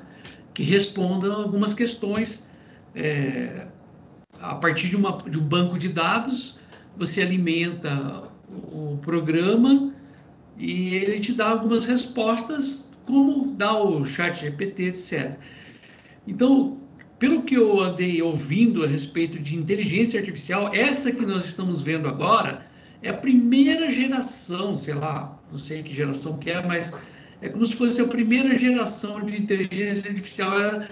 Ela vai ficar muito melhor, mas daqui a alguns anos, porque vai ser um outro tipo de inteligência, diferente dessa que nós estamos vendo hoje. Porque hoje o que ele faz? Ele pega os dados, transforma em um número, e depois, quando você faz a pergunta, ele pega a sua pergunta, transforma num número e tenta achar uma resposta mais adequada à sua pergunta, né? O que eu tenho usado bastante da inteligência artificial é o seguinte: eu tenho que fazer um código aqui que eu tenho que ler um arquivo CSV. Nunca fiz isso na minha vida. Aí eu pergunto lá, como que eu faço no C# para ler um arquivo CSV? Ele me dá todo o comando lá, eu vou lá, eu coloco no meu GVince lá e funciona. Essa é uma mão na roda, isso aí, porque para gente que não é programador, porque para você programar para web, você tem que saber uns 5, 6 linguagens de programações diferentes, né? Ao passo que antigamente você sabia uma ou duas no máximo, né? E para terminar, né, o que eu estou falando, vocês falaram aí de dinossauro, né, de gás DOS, né, então eu me senti o quê? Se vocês são dinossauro, eu me senti aquela ameba que começou lá atrás. Eu trabalhei com /3 com 48K de memória. Você sabe o que é isso? Isso não me é estranho, mas já ouvi falar assim. /3 era um computador da IBM que usava uma sala de uns 30 metros quadrados com ar-condicionado. Ele tinha 48K de memória, aqui na prefeitura de Campinas tinha esse /3.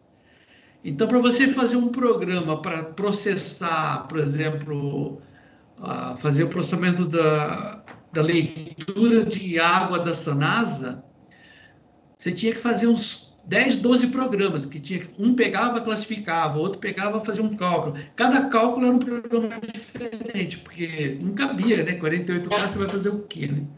E a linguagem era Assembler, COBOL, RPG. Então agora você ultrapassou a gente. Não vou falar a minha idade, não, mas eu já passei por isso. Fazer teste de carbono 14 aí.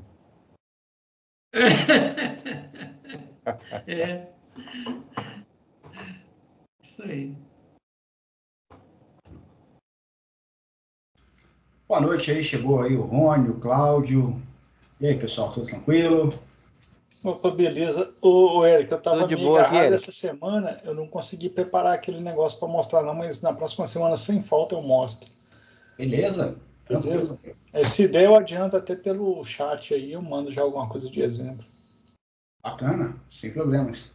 Tivemos hoje já aí a apresentação do Daniel sobre a questão do Power BI, e aí depois vocês podem assistir, tá? Tá gravadinho direitinho. O negócio do Newton Soft aí, do Paulo Ferreira, vocês conseguiram resolver? Paulo Ferraz? Na verdade, estava faltando a página de direcionamento. Eu fiz o teste isolando, né? Isolado ele funcionou direitinho. E aí a gente percebeu que estava faltando ali o apontamento da página depois do login. Ah, tá. E ele está usando o login com token, não? Foi o login com token que a gente testou. Ah, beleza.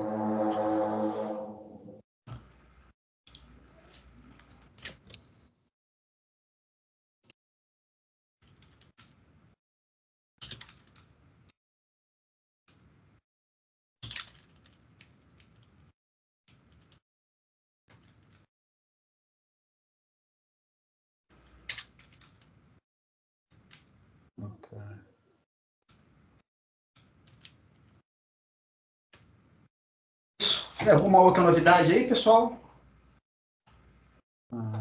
Eu tô tranquilo, eu vou acompanhar a aula que vocês fizeram hoje, assim que ela baixar, já vou dar uma olhadinha para poder acompanhar melhor. E na segunda-feira tirar algumas dúvidas, possivelmente. Alguém tem notícia lá da API, Eric? Você sabe? Não. Tivemos aquele videozinho, né, recente, mas fizemos o cadastro, né? Eu fiz o cadastro, pelo menos, eu acredito que vocês também, mas não recebi informação nenhuma, não. Aquilo lá foi só pra galera ficar aguada mesmo, então, né?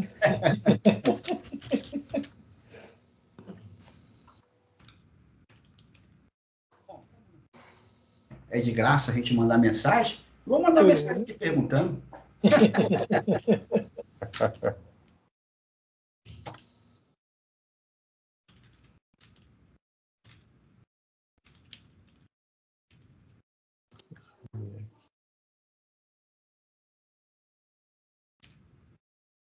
Olá, boa noite. Gente, eu estou enfrentando um problema aí. E, assim, as minhas views, elas estão desaparecendo dos campos. Paz. Algum de vocês teve esse problema? Nunca vi isso acontecer. Ô Ricardo, você está fazendo a view pelo construtor aí? Isso. Aí você está mandando criar os campos automaticamente? Eu crio lá crio pelo construtor avançado, executo, funcionou, mando criar os campos. Isso. Eles ficam lá, eu monto a tela tudinho. Salvei o projeto, beleza. Quando eu abro o projeto de novo, some tudo. Os campos todos desaparecem. Não, isso aí, esse criação automática dos campos, ele estava funcionando até uma release aí, depois eu acho que parou de funcionar. O meu também acontece isso, eu tenho que criar tudo na mão os campos. Mas se você criar os campos na mão, funciona. Vocês estão falando da construção avançada? Isso, tá. Mesmo a padrão também, Érico, é aquela funcionalidade de mandar criar os campos automaticamente lá. Não, porque eu só uso a básica, né? Ô, Ricardo, abre aí e mostra lá pro pessoal para eles verem. Eu também uso a básica e funciona. Posso mostrar porque eu tô no celular, eu tô chegando em casa ainda. Tá. Eu só chego em casa umas 9 horas. Mas só hoje eu me atrasei por causa de trânsito, essas coisas todas, aí não cheguei em casa ainda. Não, tranquilo. É o seguinte, Érico, quando você cria lá pelo construtor, você manda popular lá, criar os campos automáticos do lado de fora, ele fala que criou e tudo, você manda salvar bonitinho. Se você fechar a solução e abrir de novo, volta tudo vazio. Tipo assim, a view está criada, é os campos, é a declaração dos campos. E não está aparecendo. Aí, consequentemente, no formulário que eu uso muito isso para fazer repeat. Aí, quando eu uso, não funciona, dá erro. Quando eu vou ver, porque os campos sumiram lá. Mas aí você tem que voltar e criar os campos na mão. Na verdade, assim, eu tenho observado que muita coisa que é automática não tem funcionado. Eu tenho feito tudo na mão, feito todo o passo a passo bem. E eu tenho outra situação também, assim, eu nunca fui eu uso o G20, acho que eu tô com a SSI desde a época do DOS também. Lá atrás, eu fazia muito em Clipper. Opa, mais um da época aí. Eu tô desde a época do DOS lá, nos disquetes do DOS, eu acho que ainda tem um por aqui em algum lugar. Opa. Eu nunca programei muito direto na mão, sempre tentei usar o máximo possível dos recursos da ferramenta, né? Porque é mais rápido para mim. Só que eu peguei agora um projeto de um banco de sangue que eles querem que eu transforme o sistema lá, que está em VB, para a web. Né? Então é do Gaspro o sistema?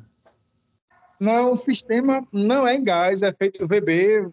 Foi uns 15, 20 anos atrás que eu montei junto com uma colega. A colega continua lá trabalhando, né? Só que agora o dono quer migrar para a web, porque tem mais de um banco de sangue, etc e tal. E aí ela falou, Ricardo, vamos fazer? Eu disse, bora. Só que eu tenho que ter algum... Por cima desse tamanho, eu acho que eu vou ter que ter algum conhecimento de programação mais a fundo, né? Entendi. Eu sempre vejo na aula assim, vocês sugerem C Sharp e Java. Basicamente é o que eu vejo mais que ele pega, né? No G20, que eu posso utilizar. O que acontece? O G20 hoje, a geração dele é em .NET 4.8. O que é o .NET 4.8? Do lado do cliente, você tem um ASP.NET que ele vai envelopar todas as informações como se fosse HTML, ele é um ASP. Aí dentro do ASP você vai ter a parte de estilização, que é o CSS, E a parte que vai deixar a página dinâmica é os eventos, que é o JavaScript. Me corrige se eu estiver errado, Eric. E do lado do back-end, você vai ter o C# para fazer todo o processamento ali, toda a programação. Aí, do lado do back-end, você ainda vai ter duas instâncias. Você vai ter o back-end mesmo, que recebe as informações lá do cliente, e você ainda vai ter a parte do provider, que vai fazer o tratamento dos dados. Aí, esse lado do back-end é todo C# mais o SQL, que é para poder fazer a comunicação com o banco. Então, para você dominar o GVince aí, você tem que estudar o GVince, como é que você constrói as coisas nele, e é interessante você ter um conhecimento já um pouco avançado em C#, o ASP.NET, para você entender um pouco. Agora, o CSS e o JavaScript, você tem que dar uma estudada boa também, porque é ele que vai fazer o seu sistema ficar mais atrativo, mais leve, mas é fundamental você estudar o C#. Porque, assim, eu tenho noção básica de C#, um pouco de Java, mas eu não uso diariamente. Eu sempre trabalho na solução dentro com as ferramentas da própria solução. Entendi. Monto lá os sistemas aqui da empresa, todos eles são assim. Mas o Java não é o Java puro, não. É o JavaScript. É o JavaScript. Isso. Porque aí vamos fazer em Python, o Django, eu disse, aprender. Mas só que o GVince, que no caso, pelo tempo que eu tenho para fazer, que ele quer fazer, o GVince seria ideal, porque aceleraria, né, ia ser bem mais rápido o processo. Particularmente, Ricardo, é o seguinte, a aplicação construída em .NET, ela é considerada um pouco mais robusta do que, por exemplo, em PHP, eu acho que no próprio Django, né, no Python. A confiabilidade do .NET é muito grande. Aí, vale a pena você insistir um pouquinho aí. Aí eu pretendo usar o GVince para fazer essa migração, entendeu? Só que tem alguns recursos que eu não domino, que eu vejo que vocês fazem no sistema de vocês. Vocês programam muito manual, né? Pense muito, fiz uma rotina em C#, então acho que melhor eu investir num curso, pelo menos, um curso mais avançado. Mas a parte do GVince, você tem todos os cursos aí. E a parte do código manual, você consegue usar até o GPT da vida lá para poder te dar uma ajuda. Não é totalmente no escuro, não. Entendi. Porque eu vou começar o projeto agora em maio, entendeu? Vou começar as primeiras reuniões do projeto agora em maio e eu queria propor o GVince para usar, entendeu? E é muito complexo o sistema? Ou ele é só um CRUD mesmo? Ele tem interação com máquina, com alguma coisa? Não, ele é bem... Pessoal, dá um... Ficou baixo seu microfone. Porque eu estou recebendo a ligação. Ah, tá. Na verdade, o sistema ele é enorme. Atualmente, para você ter uma ideia, a nível de VB, deve ter uns 300 formulários. Entendeu? Ele é enorme, porque ele engloba toda a estrutura do banco de sangue, né? São são 16 setores, umas 350 telas, mais ou menos. Então, ele é bem, bem robusto. E o dono da empresa decidiu que quer mudar para... A web, aplicação web. Uma aplicação web, porque ele quer, assim, tipo, as coletas serem mobile, ele quer usar tablet. Qual banco? Não, o banco de dados lá é SQL. Ele já tem o servidor SQL, já tem... Já ajuda muito, né, na migração com VB, que já tem muita coisa do Adapter aí que vai poder usar consegue rapidão. importar o banco, né, e tudo. Já é caminho andado. A estrutura lá que ele tem ele tem um servidor SQL dedicado, tem um servidor... É tudo Microsoft, né? E lá... de ponta a ponta, só não é os tablets, porque ele não quis investir nos tablets Surface. Mas, enfim, tudo lá é Microsoft. Todas as soluções que tem lá é Microsoft. Tá?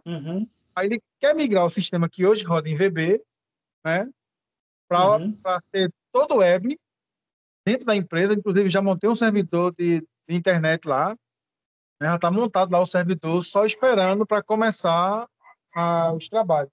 Uhum. E aí, assim, tem umas rotinas, tipo, por exemplo, qual a experiência de vocês em fazer leitura de uma balança, por exemplo, usando G20 Web? Eu sei que é bem complicado, tem que fazer uma API, alguma coisa assim. Esse tem sido o maior problema. Tipo, eu tenho uma balança lá que pesa a bolsa de sangue e transmite automático para o computador. Entendeu? Entendi. Aí no aplicativo web, eu vou ter que rodar alguma coisa em Java para poder fazer a conexão com a balança.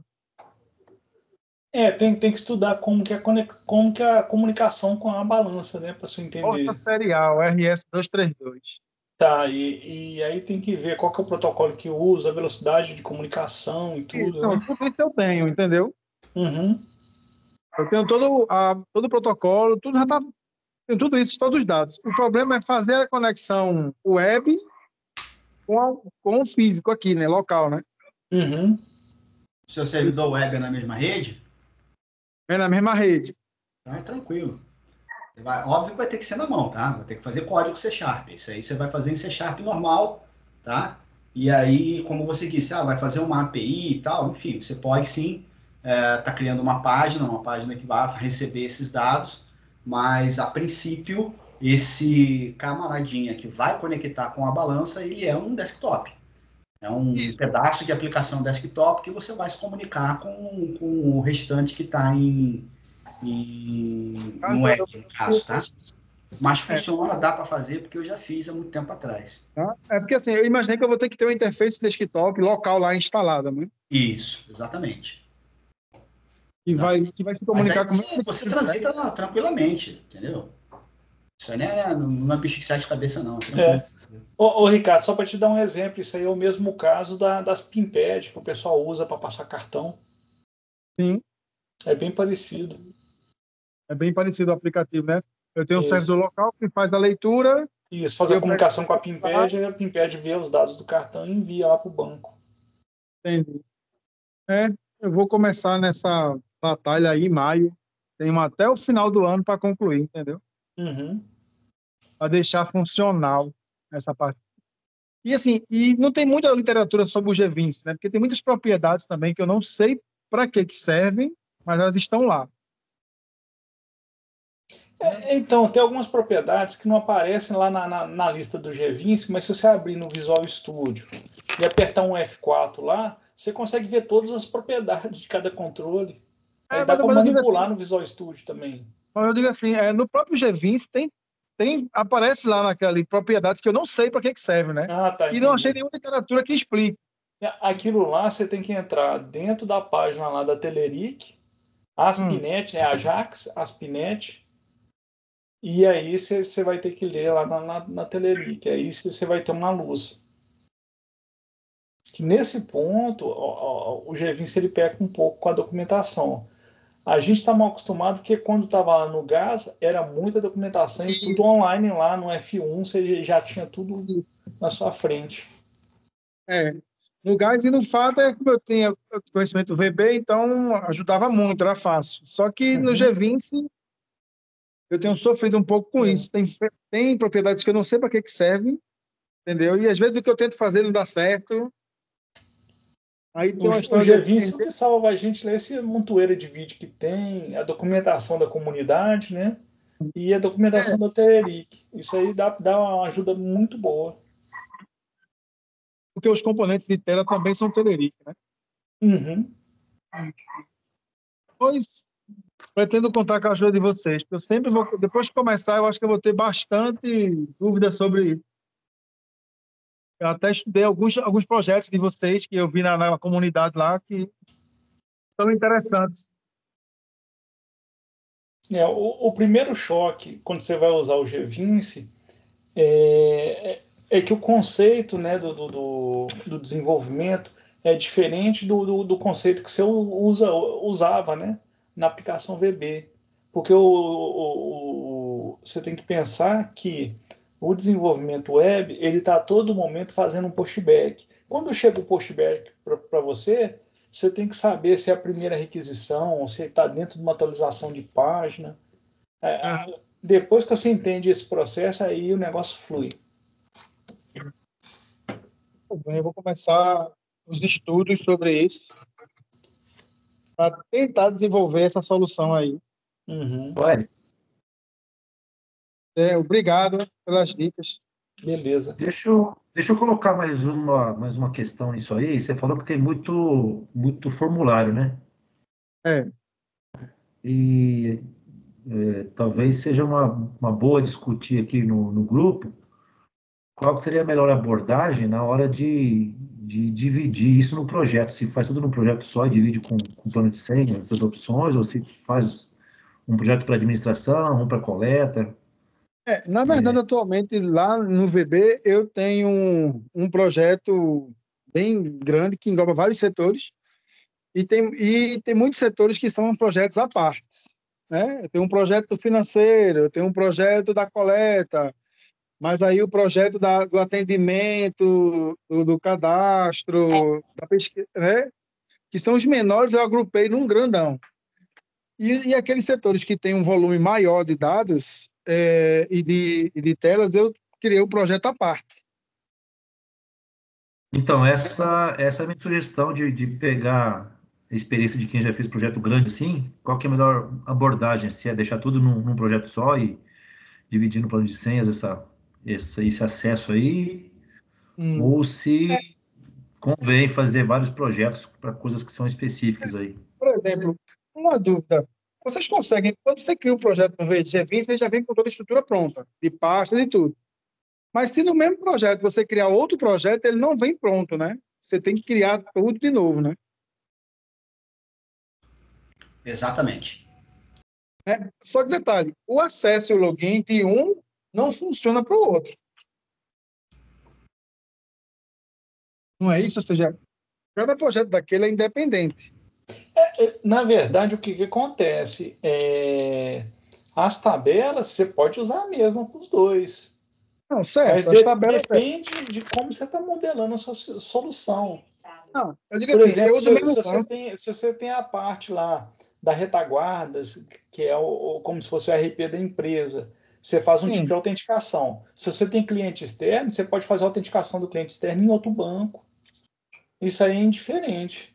Tem que ver como que é o funcionamento do seu sistema.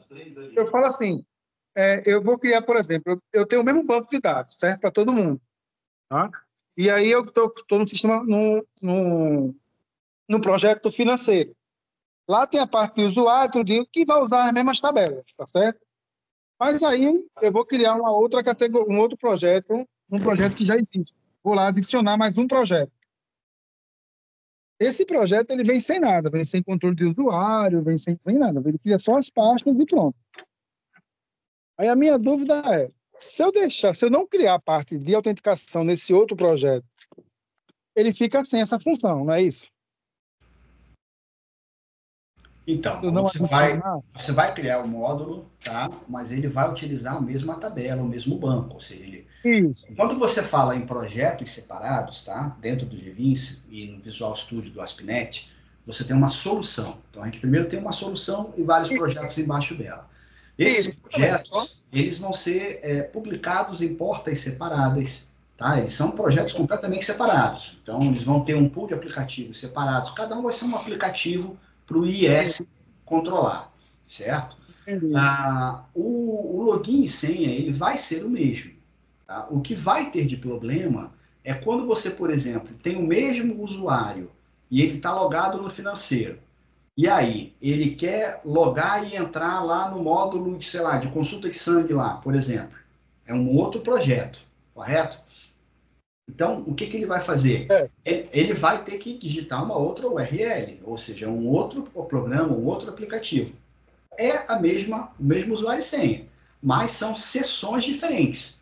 Então, para o navegador, ele vai administrar como sendo uma outra aplicação, mas o usuário e senha é o mesmo. Tá? Você pode trabalhar com o mesmo usuário e senha sem problema nenhum. Não, eu entendi. O mesmo usuário e senha. Porém, a minha dúvida é o seguinte. Na hora que eu tenho uma solução, eu crio um projeto dentro dela, né? Um projeto, tem a primeira solução. Quando eu crio, ela já cria todos os controles de banco, de usuário, eu vou lá, escolho o modelo, ela faz. Se eu criar outra solução dentro do projeto, ele não cria nada disso. É o contrário, você vai criar um outro projeto dentro da solução. Sim, ele não cria, tá? Mas você vai arrastar o módulo, certo? Vai colocar o template. Então, ou seja, a criação desse cara é bem intuitiva, bem simples, tá? Não é nada complicado de você fazer, não. Inclusive, eu acho que tem vídeo disso lá, bem antigão já, que continua funcionando até hoje. Ô, Ricardo, assim, eu tenho que incluir todos os módulos, né? Os módulos de banco de dados, de usuário.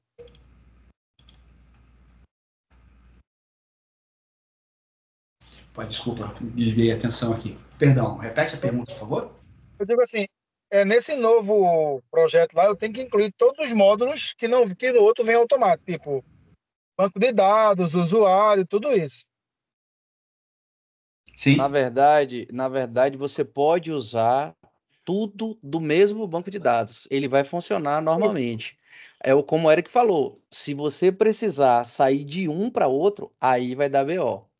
Mas o login... Eu acho que o que ele está se referindo são os módulos, Cláudio. Na hora de colocar os módulos. O módulo de configuração de conexão com o banco de dados, o módulo de cadastro de usuários. Eu acho que são esses módulos básicos a que ele deve estar se referindo. Justamente. Esses módulos básicos eu tenho que colocar um a um manualmente. Vou lá, escolher e colocar no outro projeto. Nilson, só para esclarecer aqui. Na mesma solução, isso, eu teria você pode ter vários projetos lá dentro e todos esses projetos podem fazer referência ao mesmo banco de dados, não tem problema nenhum. Isso. Assim como você pode ter uma solução, um projeto, e esse projeto fazer referência a mais de um banco de dados. Você não está amarrado a isso. Entendeu? Essa parte eu entendi, que eu posso ter uma solução em vários projetos.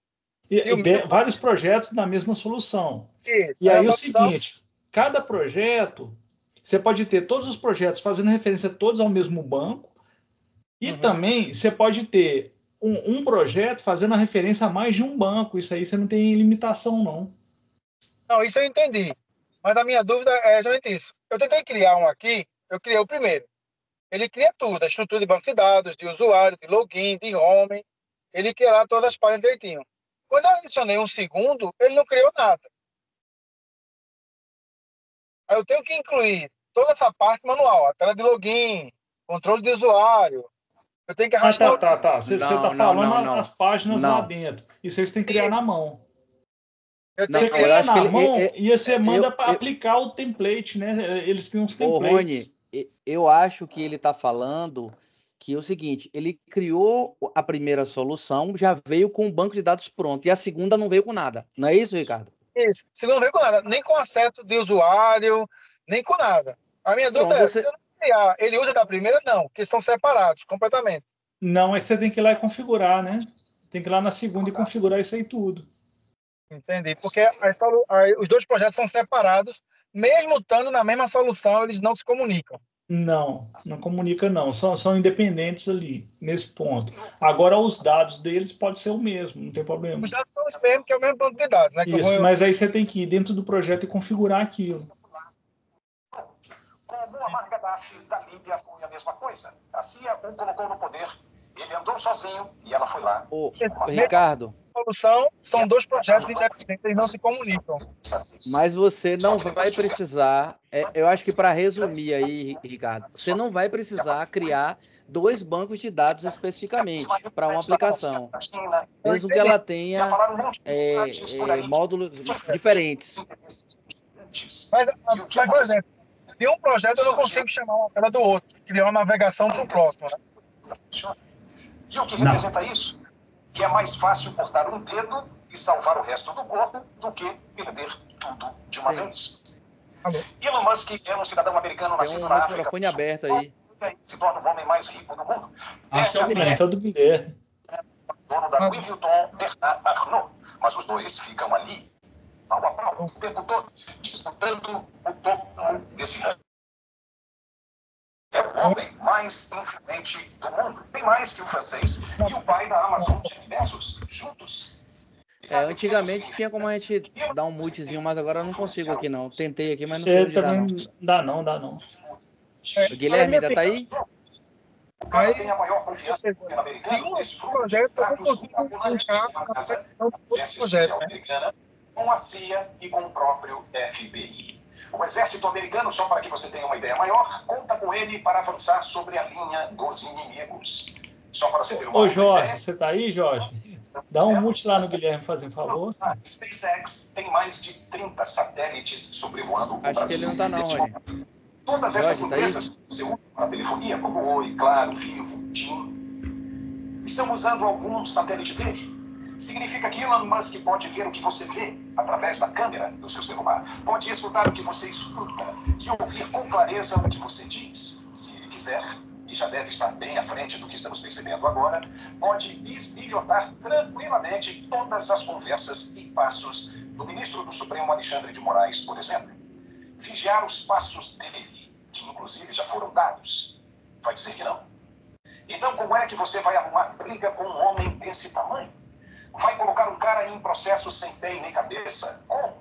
E ainda surgem essas fantasias plantadas por alguns sites de esquerda pertencentes àquela holding Mind8, lembra? Como a tal de Choquei, dizendo que o ministro pode determinar busca e apreensão nas residências do americano lá nos Estados Unidos por causa do acordo de cooperação entre o FBI e a Polícia Federal. Faça-me um favor, né? Só pode ser piada isso. Mas já é a fabricação das narrativas, representando o desespero dessa gente. Está todo mundo com medo do que pode acontecer.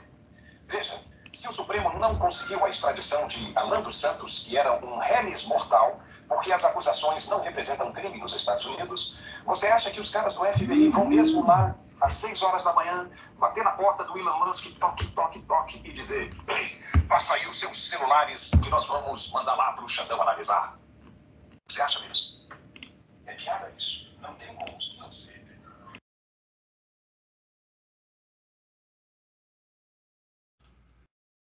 Agora foi. Foi. E eu acho que ele viu a mensagem lá. Segue aí. Uma outra dúvida era realmente essa.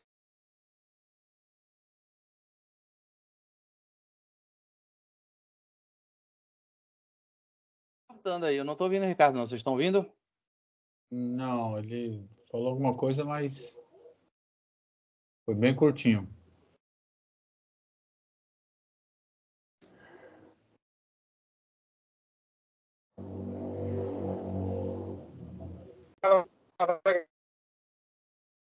Tá cortando ainda. Tá falhando o microfone aí, Ricardo. Oi, melhorou agora? Agora Opa, melhorou. Agora sim. Oi, melhorou. Eu digo assim, outra dúvida é, não é uma solução dos projetos, mas eu não consigo criar uma navegação de um projeto para o outro, né? Eu teria que realmente ser através de link, ele chamar de novo. Na realidade até tem como você fazer, mas você teria que fazer um tratamento nessa tela, nesse login, para você aproveitar o login da sessão anterior, mas é algo que não é recomendado, tá? Que não é seguro. Você está transitando entre aplicações transitando informações de login e tal, entendeu? É um contraponto que você tem em você trabalhar com projetos separados. Como eu disse, são aplicações separadas que serão tratadas separadamente pelo IS. Entendi. Eu tive esse problema quando a gente fazia lá a gestão dos hospitais, que eram mais de 30 projetos dentro da solução, e em alguns casos tinha necessidade de você transitar entre uma aplicação e outra, mantendo a sessão. E aí, realmente, a gente teve que fazer algumas questõezinhas lá na mão, mas não é o indicado, tá? Não é o padrão. Entendi. Não sei ligar, ou seja, no caso do melhor seria eu ter uma aplicação, o usuário sai, loga na outra aplicação, ou mantém as duas abertas ao mesmo tempo, navegadores separados. Mesmo que seja o mesmo login e senha, né? Quando ele loga lá, ele outra sessão.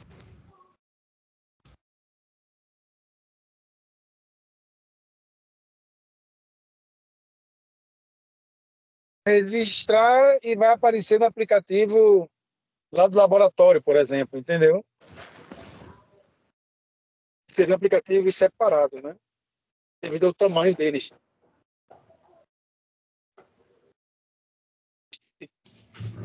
Só um instante, pessoal, já volto aqui, peraí. Tem mais de 100 telas, por exemplo.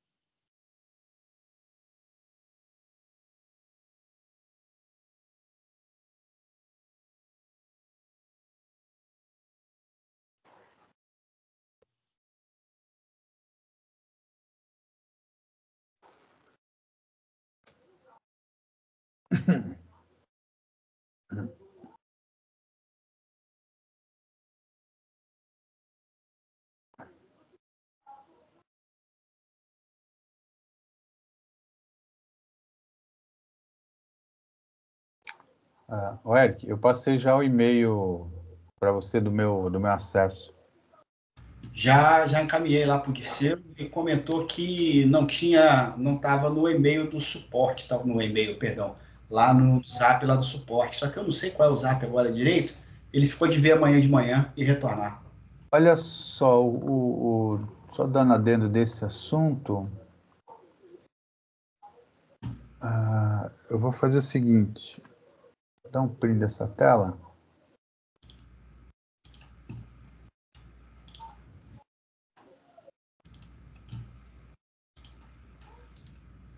Vou passar para você a imagem aqui do que foi conversado lá. Quer dizer, conversado não, do contato.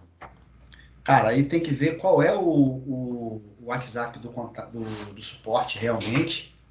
E deixa eu até ver se alguém tiver aí e puder me ajudar, porque deixa eu só ver se eu acho aqui, suporte do G20. Que essa parte aí eu não tenho como ajudar muito, não. Eu acho que esse número aqui, deixa eu ver se bate com o número que você tem. Vou te passar a imagem. Deixa eu pegar aqui.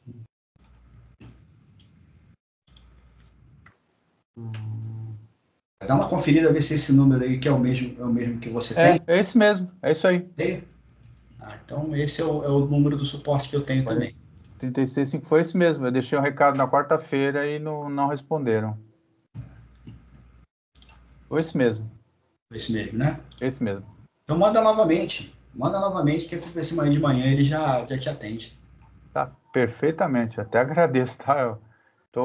Se der um tempinho semana que vem, eu mostro o que foi que eu fiz aí. Beleza. É assim, bem simplinho, mas para mim, meu irmão, é um grande avanço. É muito bom quando a gente consegue avançar assim. É satisfatório, que a gente fala, poxa, estou no caminho certo, devagarzinho, mas estou no caminho certo. É isso aí. Pessoal, eu vou precisar sair, certo? Uma boa semana para todos aí. Obrigado. E vamos ver se semana que vem a gente já tem aí o Rony apresentando aí, que ficou pendente dessa semana. E de repente, se der, eu também vou ver se eu consigo já trazer o resultado da produção, fazer o teste na produção do aplicativo do Login com Token. E aí a gente comenta na semana que vem. Falou? Um abraço a todos, até mais. Obrigado, até mais. Boa semana. Valeu, Eric.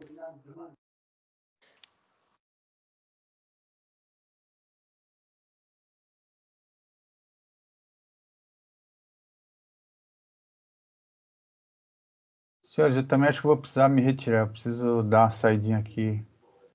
Eu preciso voltar até umas 10h30 mais ou menos no máximo, devo estar de volta. Se o pessoal estiver por aqui, eu vou apreciar a conversa ainda. Se não der, semana que vem tem mais aí, tá bom? Então, uma boa noite para vocês aí. Boa semana.